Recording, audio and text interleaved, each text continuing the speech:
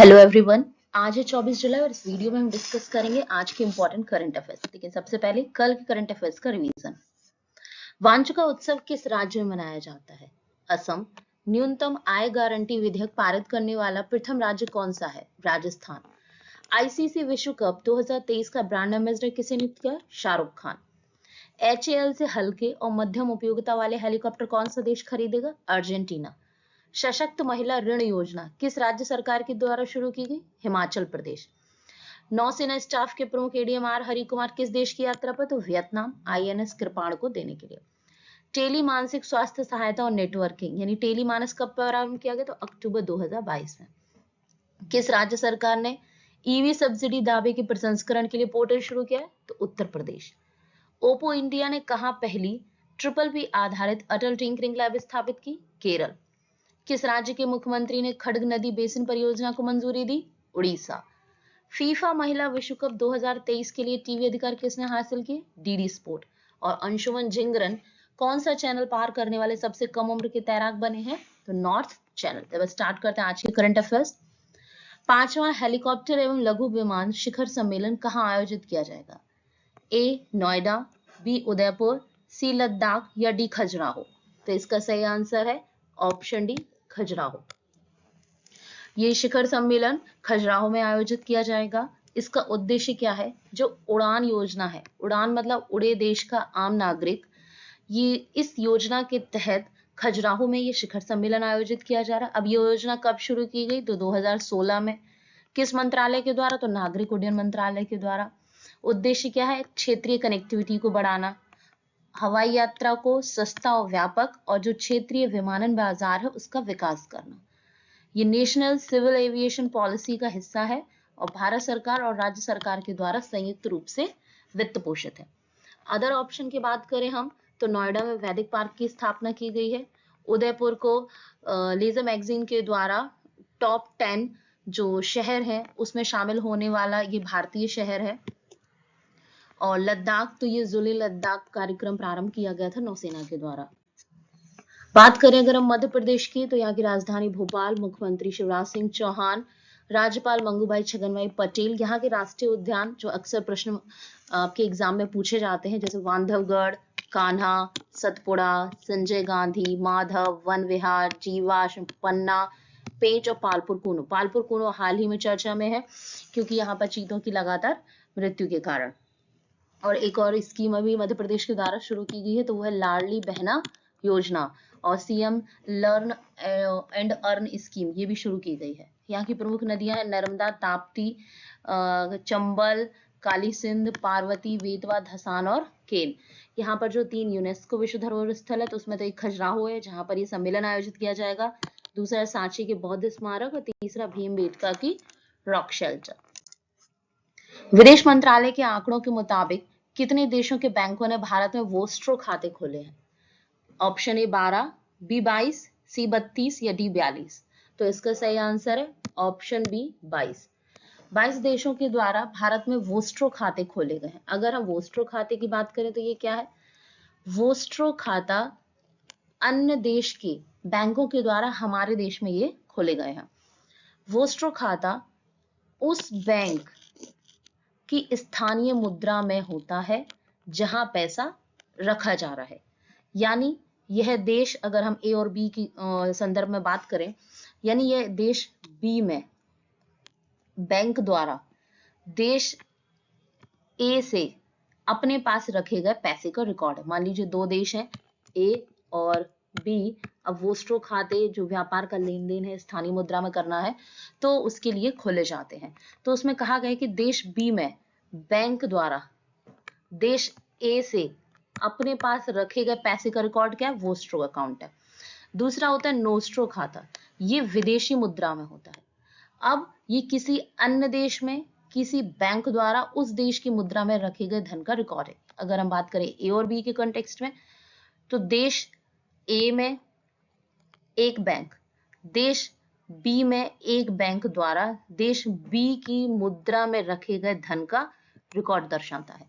अब इन खातों के लिए जो घरेलू बैंक है वो एक संरक्षक की तरह काम करता है और विदेशी समकक्ष के खातों का प्रबंधन करता है। अब इन जो वोस्ट्रो और नोस्ट्रो खाते हैं, इनका यूज कहाँ किया जाता है? तो विदेशी मुद्रा और विदेशी व्यापार के निपटान की सुविधा के लिए किया जाता है। जो विभिन्न देशों के साथ हम समझौते कर रहे हैं, जिसके तहत हमारी स्थानीय मुद्रा यानी रुपए में व्यापार का भुगतान किया जाएगा आयात निर्यात का, तो उनके लिए वोस्ट्रो खाते खोलना कंपलसरी है।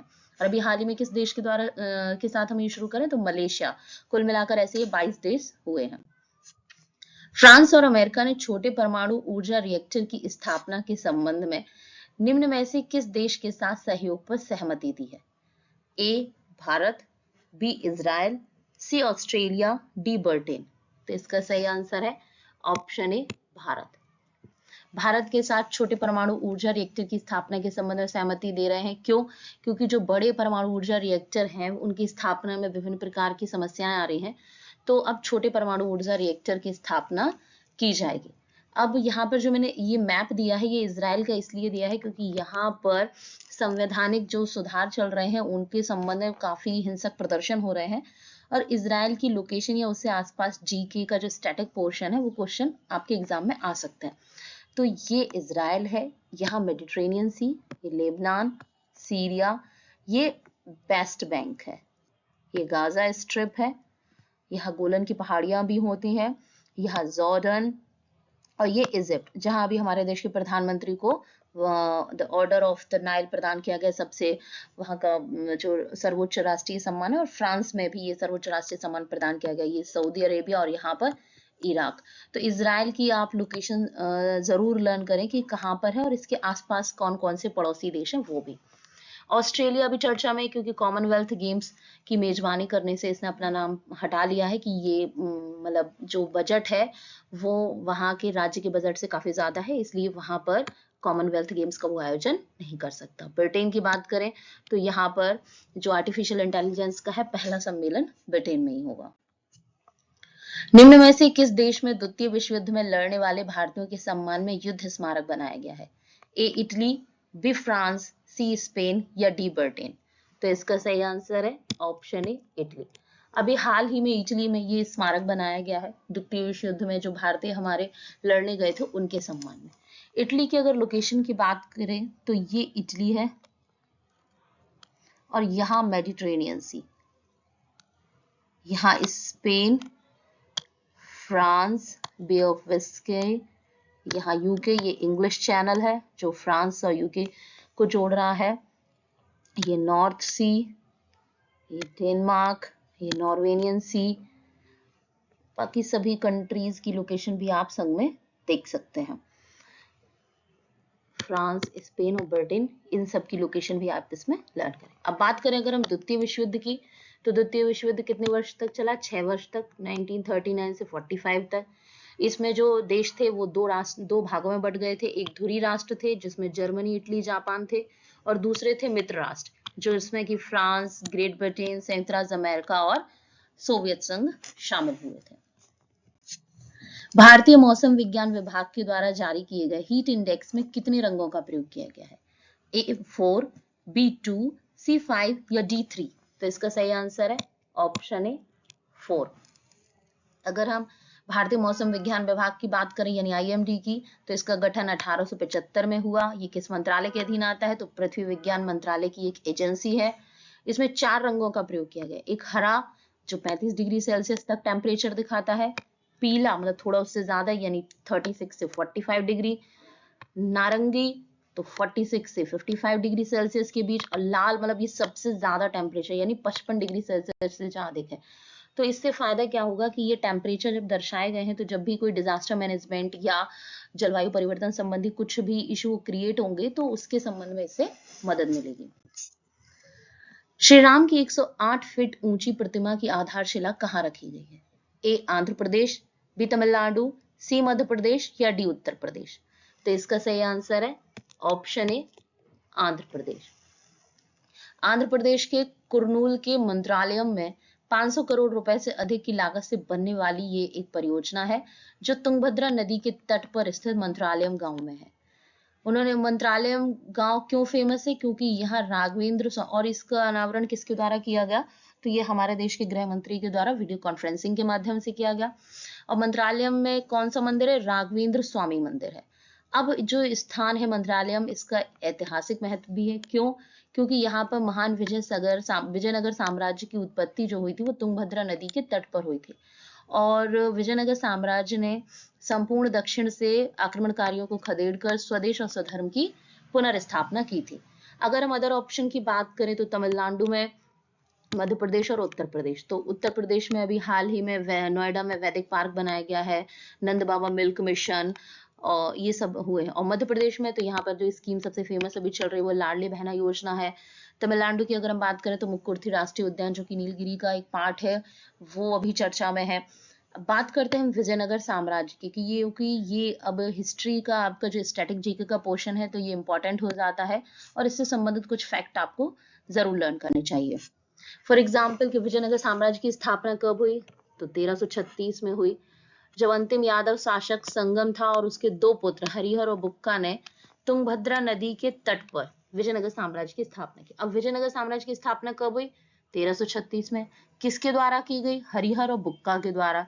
किस नदी के तट पर? तो तुंगभद्रा नदी के तट पर। तो अब जो हरिहर और बुक्का है वो क्या थे? तो वो पहले काकतीय राजवंश में सामंत हुआ करते थे। फिर इन दोनों भाइयों के गुरु कौन हुए? तो माधव विद्यारण, और इनके एक और भाई थे, और उनके जो गुरु थे उनके भाई थे सायण। उनकी प्रेरणा से तुंगभद्रा नदी के दक्षिणी तट पर विजयनगर साम्राज्य की स्थापना करते। तो इन दोनों भाइयों की अब मदद कौन करता है? तो गुरु माधव विद्यारण और उनके भाई सायण के द्वारा की जाती है। और विजयनगर साम्राज्य को स्थापित करने का उद्देश्य क्या था? एक शक्तिशाली हिंदू राज्य की स्थापना करना। अब विजयनगर साम्राज्य के अंतर्गत 4 राजवंश आते हैं: संगम वंश, सुलभ वंश, तुलुभ वंश और अराविड वंश। तो संगम वंश कब से कब तक रहा? ये इंपॉर्टेंट है, 1336 से 1485। सुलभ वंश 1485 से 1505, तुलुभ वंश 1505 से 1570, और अराविड वंश तो 1570 से 1649 तक। अब बुक्का प्रथम जो था उसने वेद मार्ग प्रतिष्ठापक नामक उपाधि धारण की और वैदिक मग्ग प्रवर्तका नामक ग्रंथ की रचना की।